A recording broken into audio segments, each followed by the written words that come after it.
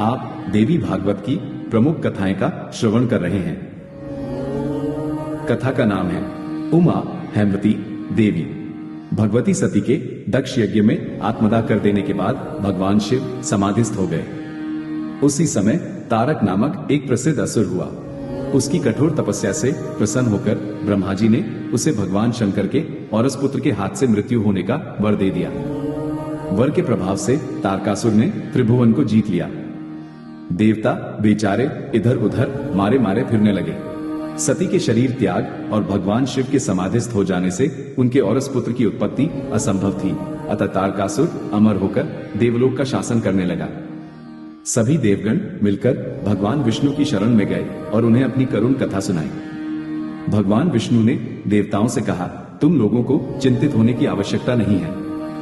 भगवती शिवा कामनाओं को पूर्ण करने के लिए कल्पवृक्ष हैं। मणिद्वीप में विराजने वाली वे देवी सोई नहीं है। हम लोगों के दोष के कारण ही जगदम्बा ने हमारी उपेक्षा कर रखी है।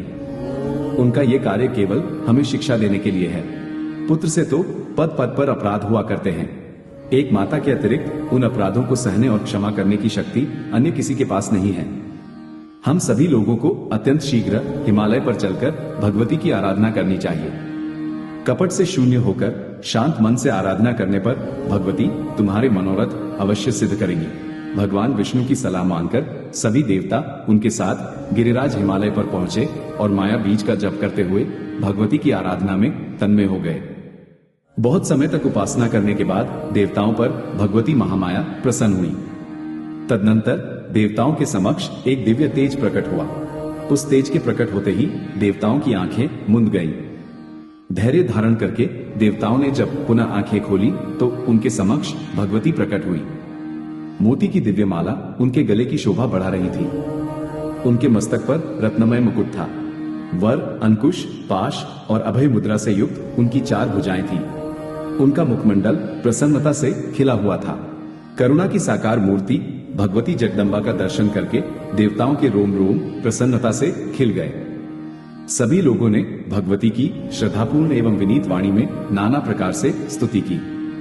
स्नेह से विह्वल होकर भगवती बोली, देवताओं, मैं तुम पर परम प्रसन्न हूं। भक्तों की अभिलाषा पूर्ण करने के लिए मैं कल्पवृक्ष हूं। मैं अपने भक्तों का इस दुखमय संसार सागर से उद्धार कर देती हूं। तुम लोग अपना प्रयोजन बताओ, मैं उसे अवश्य सिद्ध करूंगी। देवताओं ने कहा, परमेश्वरी, तारक नामक महान दैत्य हमारे दुख का कारण बना हुआ है। भगवान शंकर के औरस पुत्र के द्वारा ब्रह्मा जी ने उसकी मृत्यु का वर दिया है। भगवती, हमारे कल्याण के लिए जो उपाय उचित हो उसे करने की कृपा करो। भगवती ने कहा, देवताओं, गौरी नाम से विख्यात मेरी शक्ति हिमालय के घर प्रकट होगी। आप लोग ऐसा प्रयत्न करें जिससे भगवान शिव के साथ उसका संबंध हो जाए। फिर भगवान शिव के यहाँ देवसेनापति कार्तिकेय का जन्म होगा और उन्हीं के द्वारा आप लोगों का संकट निवारण होगा। तारकासुर मारा जाएगा एवं अमरावती का राज्य इंद्र को वापस मिलेगा।